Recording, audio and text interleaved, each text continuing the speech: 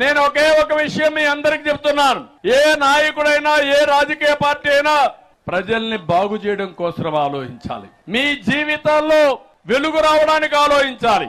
అట్లా కాకుండా మాటలు చెప్పి ముద్దులు పెట్టి తల నిమిరి ఒక్క ఛాన్స్ అని మిమ్మల్ని గోదావరిలో ముంచే నాయకులు వస్తే మన జీవితాలు ఏమవుతాయో ఒక్కసారి ఆలోచించమని కోరుతున్నా.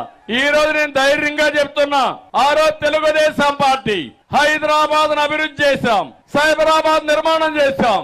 ఈ రోజు హైదరాబాద్ నగరం దేశంలో నెంబర్ 1 గా ఉందంటే అది తెలుగుదేశం పార్టీ కృషి. అవునా కాదా అని మిమ్మల్ని అడుగుతున్నా.